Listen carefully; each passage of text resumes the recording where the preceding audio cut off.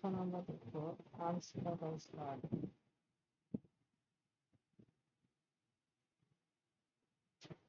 Unsupervised learning এর মধ্যে আমরা ক্লাস টাইমটা দেখবো। ক্লাস টাইম ক্লাস টাইম মিলে হচ্ছে যে আমাদের আনসুপারভাইজড ডেটা থাকবে, যে ডাটাগুলোতে কোনো লেবেল থাকবে না, ওরকম অসংখ্য ডেটা এরকম ছড়াছড়ি আছে, এরকম কিছু ছড়াছড়ি ডেটা আছে ছড়াছড়ি। এখানে আবার কিছু হচ্ছে এরকম ডেটা আছে, এখানে আবার কিছু এরকম। তো এই যে ডেটাগুলো, এই ডেটাগুলোর মধ্যে থেকে ধারণা হচ্ছে যে এই টাইপের ডেটাগুলোকে আলাদা করলাম, এই টাইপের ডেটাগুলোকে আলাদা, এই যে আলাদা যে করলাম, এই আলাদা করাটা হচ্ছে ক্লাস্টার। এই এটা হচ্ছে একটা ক্লাস্টার ওয়ান, ক্লাস্টার টু, মানে সেম গ্রুপ অফ ডেটাগুলোকে আলাদা আলাদা ভাগে ভাগ করা, এটাকে আমরা বলতেছি ক্লাস্টার। আমাদের যে ডেটা পয়েন্ট গুলো থাকবে, ওই ডেটা পয়েন্ট গুলো থেকে সেম গ্রুপের ডেটাগুলোকে আলাদা করে ভাগ করে নেওয়াকে আমরা বলবো ক্লাস্টার। হচ্ছে যেমন এখানে ক্লাস্টার চিত্রটা দেওয়া আছে, আমরা তিন টাইপের ক্লাস্টারিং দেখবো। একটা হচ্ছে ডিস্টেন্স বেস ক্লাস্টার, যেটাতে কে মিনস অ্যালগরিদম অ্যাপ্লাই করা হয়। তারপরে ডেনসিটি বেস ক্লাস্টার, যেটার জন্য ডিএসকেন অ্যালগরিদম অ্যাপ্লাই করা হয়। আর হায়ারার্কিক্যাল ক্লাস্টার, এর জন্য অ্যারথমেটিক অ্যালগরিদম অ্যাপ্লাই করি।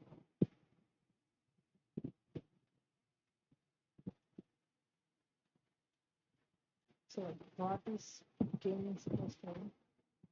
K-means clustering এরকম ক্লাস্টার যেখানে আমি ক্লাস্টারগুলোকে কয়েকটা নির্দিষ্ট ডেটাগুলোকে কয়েকটা নির্দিষ্ট ক্লাস্টার ভাগ করবো। এখানে কয়টা নির্দিষ্ট ক্লাস্টার ভাগ করবো সেটা হচ্ছে আমরা যারা ইউজার আছে আমরা ডিফাইন করে দিতে পারি। আমরা এখানে কে হচ্ছে একটা ভেরিয়েবল, এই ভেরিয়েবল আমি করতে পারি, এটাকে হচ্ছে ডিফাইন করে দিতে পারি। কারণ যে সাপোজ হচ্ছে কে ইকুয়ালস টু যদি 3 হয়, তার মানে ক্লাস্টার হবে 3। কে ইকুয়ালস টু যদি 4 হয়, তাহলে ক্লাস্টার হবে 4টা।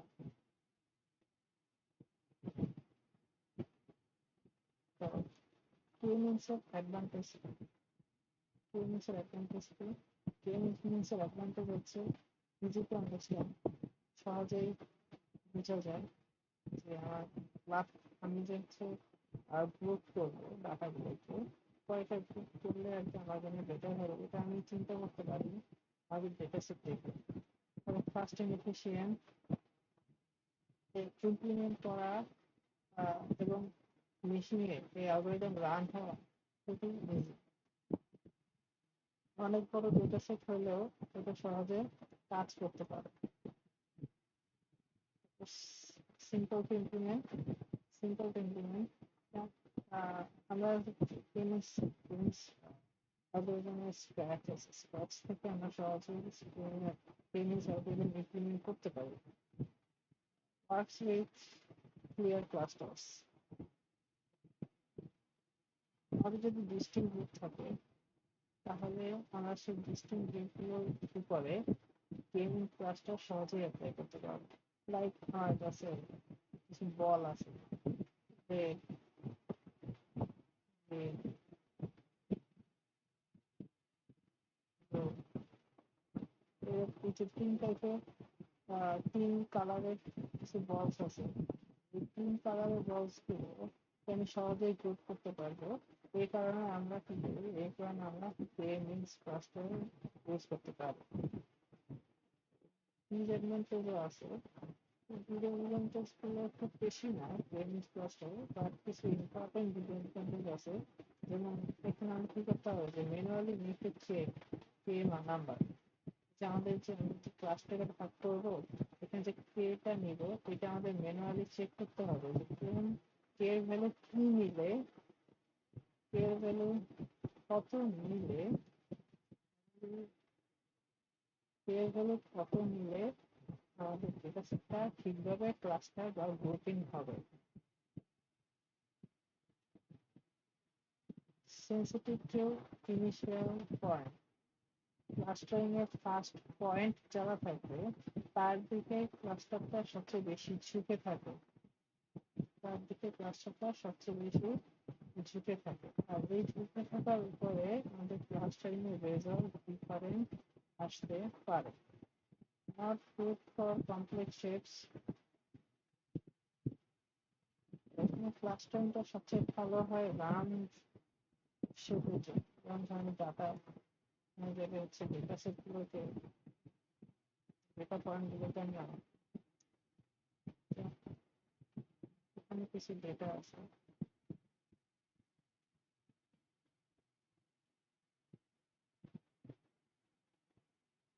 এখানে কিছু ডেটা আছে, এই ডেটাগুলোকে নিয়ে একটা সেট ক্রিয়েট হলো।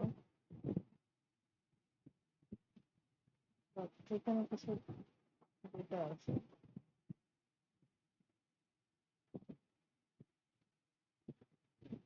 এই ডেটাগুলোকে আমাদের সেট ক্রিয়েট, এই টাইপের ডেটার জন্য ট্রেনিংস ভালো। কিন্তু এরকম যদি হয়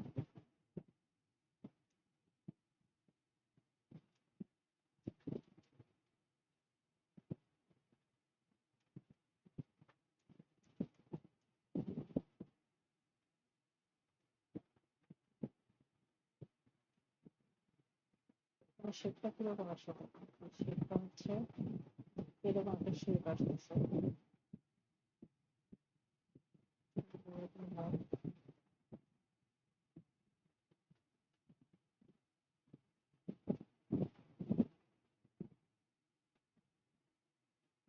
শেপটা কিরকম আসতেছে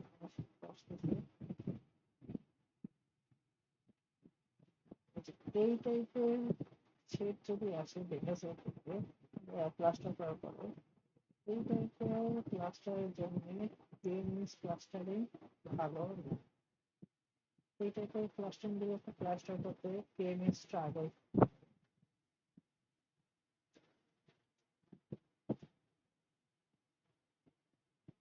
আচ্ছা, এরপরে হচ্ছে affected by outline, extreme values বা noise can disturb the cluster.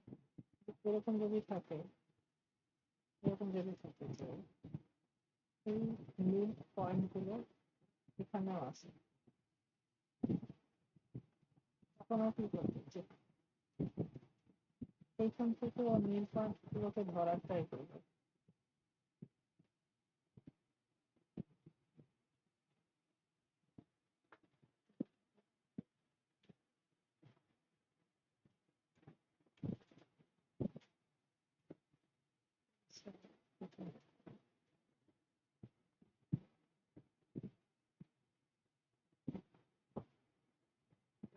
এখানে কিছু পয়েন্ট আছে, হিসাব অনুযায়ী এই পয়েন্ট গুলোকে নিয়ে হচ্ছে ক্লাস্টার করার কথা ছিল, কিন্তু আমাদের ডেটা সেটের পয়েন্ট গুলোর ফলে পয়েন্ট এইখানে চলে আসে, তখন কেমিস্ট্রি করবে, তখন এই পয়েন্ট গুলোকে ধরার সাথে সাথে হচ্ছে এই পয়েন্ট গুলোকেও ধরবে।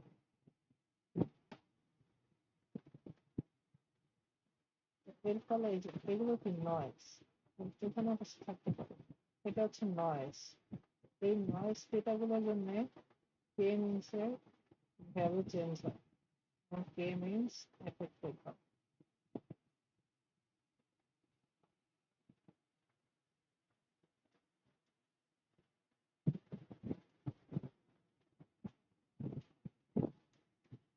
এরপরে ক্লাস্টার যদি অনেক ছোট পাবো, স্মল সাইজের, তাহলে ক্লাস্টার গুলোকে ডিফারেন্ট সাইজে আলাদা, ডিফারেন্ট ক্লাস্টারে ভাগ করা অনেক কষ্ট হয়ে যায় কে মিনস এর জন্য।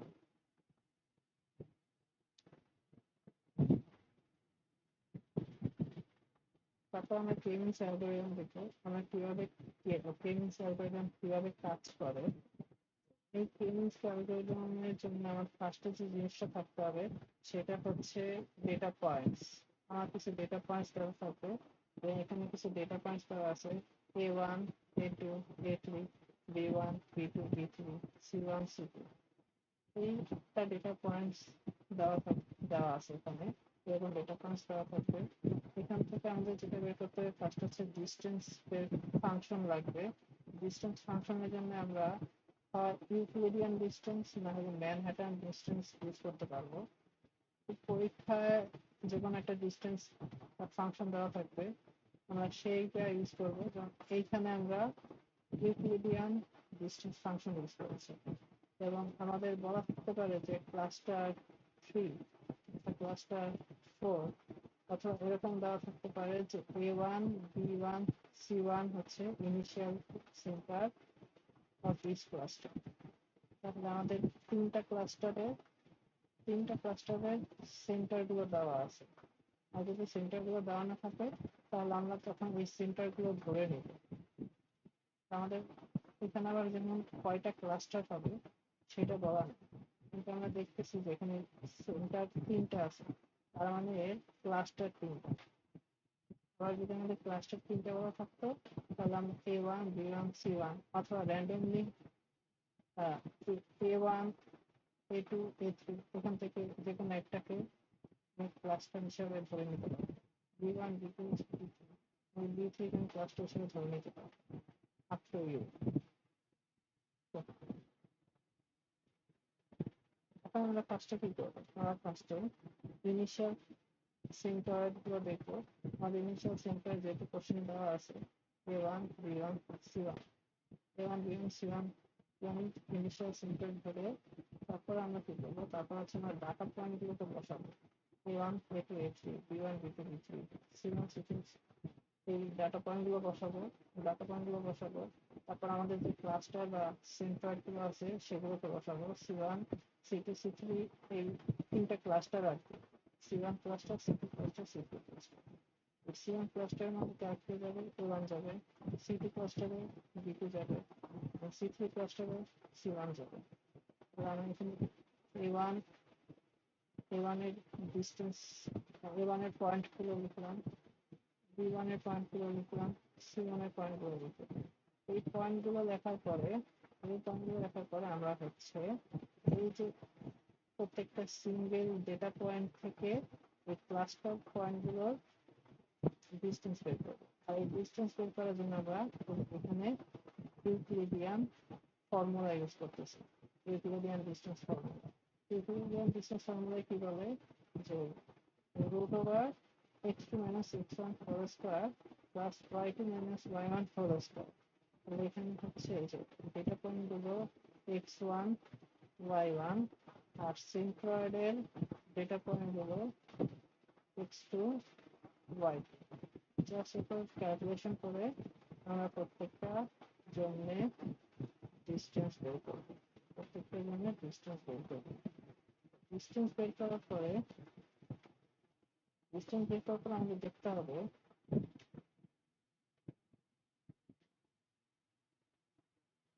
এই যে A1 এর জন্য এই তিনটা ক্লাস্টার মধ্যে ছোট তো, এটা ছোট, আমরা 1 লিখবো। আচ্ছা এখানে A1 লিখছি, এটা একটু আমার মিস্টেক হয়েছে, এখানে A1 না লিখে ডাইরেক্ট 1, 3 লিখলেই হবে। মানে A1 দিয়ে মূলত আমি ক্লাস্টার 1 কে বুঝাইছি, A2 দিয়ে মূলত ক্লাস্টার 3 কে বুঝাইছি, A2 দিয়ে ক্লাস্টার 2 কে বোঝানো হয়েছে। এই আর কি। তো হচ্ছে আমার A1 এর জন্য সবচেয়ে ছোট কে 0.0, তার মানে আমার ক্লাস্টারে কে আসবে? 1 আসবে, ক্লাস্টার 1। তারপর A2 এর জন্য সবচেয়ে ছোট কে? ক্লাস্টার 3, এখানে কে আসবে? 3 আসবে। এরকম করে আমরা সব ক্লাস্টার বের করব। ক্লাস্টার গুলো বের করার পরে আমাদের দেখতে হবে যে C1 ক্লাস্টার কয়বার আসছে, C2 ক্লাস্টার কয়বার আসছে, C3 ক্লাস্টার কয়বার আসছে। C1 মানে C1 ক্লাস্টার একবারই আসছে, A1 আর আছে নাই। A1 একবার আসছে, সেম টয়েলে শুধু A1 ফার্স্ট সেন্টার A1 পেয়ে গেলাম। দেন সেকেন্ড সেন্টার, সেকেন্ড সেন্টারের জন্য A2 ক্লাস্টার 2, ক্লাস্টার 2 কয়বার আসছে? একটা, দুইটা, তিনটা, চারটা, পাঁচটা। পাঁচটা যে ক্লাস্টার 2 আসছে, ওই পাঁচটা ক্লাস্টার 2 কে হচ্ছে আমার হিসাব করতে হবে। মানে এই যে পাঁচটা ক্লাস্টার 2 B1 এর জন্য, B1 এর জন্য, B1 এর জন্য আমি কিভাবে ক্যালকুলেশন করবো? ক্লাস্টার 2 যেখানে যেখানে আসছে, এখানে আসছে, এখানে আসছে, এখানে আসছে, এখানে আসছে, আর এখানে আসছে, তাহলে এই প্রত্যেকটা এক্স কে আমি হচ্ছে যোগ করবো, এক্স কে যোগ করবো, যোগ করার পর টোটালটা দ্বারা ভাগ করবো, প্রত্যেকটা ওয়াই কে যোগ করবো, টোটাল দ্বারা ভাগ করবো। তাহলে এই যে যে নতুন পয়েন্টটা পাবো, এই নতুন পয়েন্টটা হচ্ছে নতুন সেন্টার, তাহলে B1 এর নতুন সেন্টার। তারপর সেম এই যে 3 নাম্বার ক্লাস্টার কয়টা আছে? 2টা আসছে। এই যে ক্লাস্টার 3 দুইবার আসছে। তাহলে আমি কি করবো? যে ক্লাস্টার 3 এক্স কে যোগ করে 2 দ্বারা ভাগ করবো, ওয়াই কে যোগ করে 2 দ্বারা ভাগ করবো, নতুন পয়েন্টস পাবো।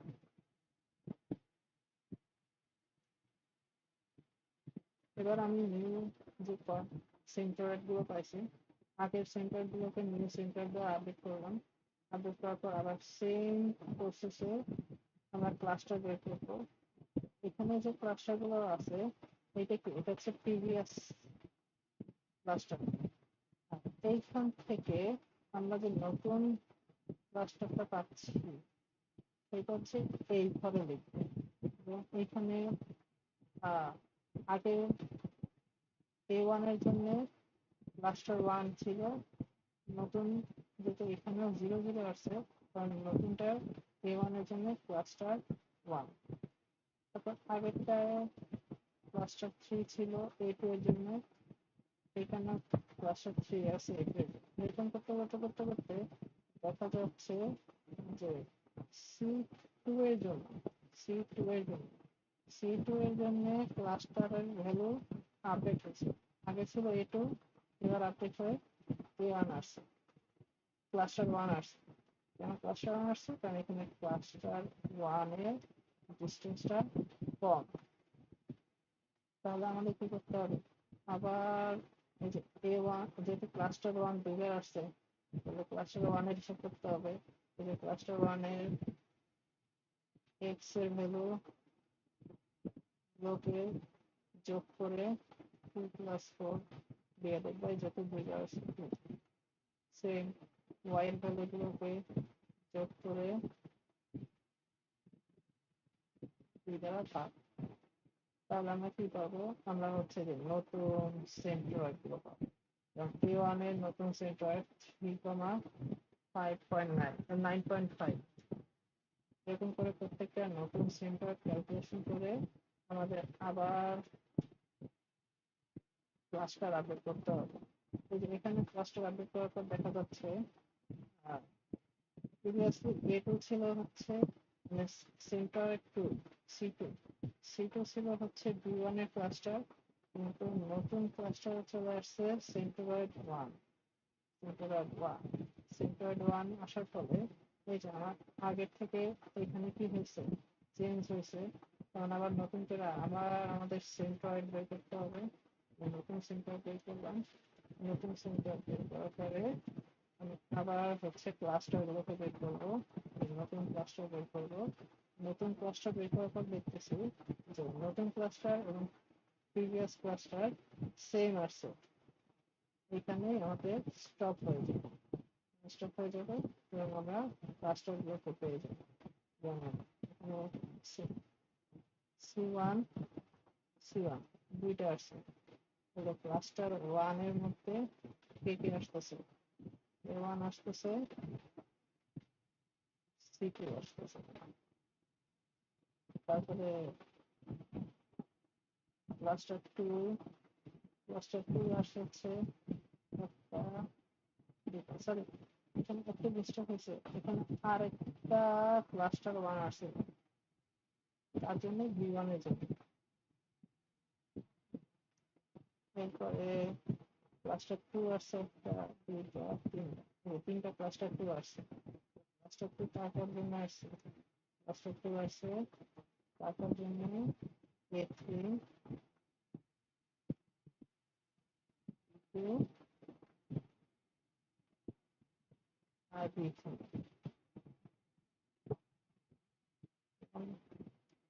দেখা যাচ্ছে যে ক্লাস্টার থ্রি আসছে একটা, দুইটা, আর ক্লাস্টার থ্রির জন্য কেটে আসতেছে, টু আসতেছে, আর আসতেছে কে সি। আমরা তিনটা ক্লাস্টারে আমাদের ডেটা সেটটাকে ভাগ করে নেব। এটাই হচ্ছে আমাদের আনসার। এইভাবে আমরা অ্যালগোরিদমটাকে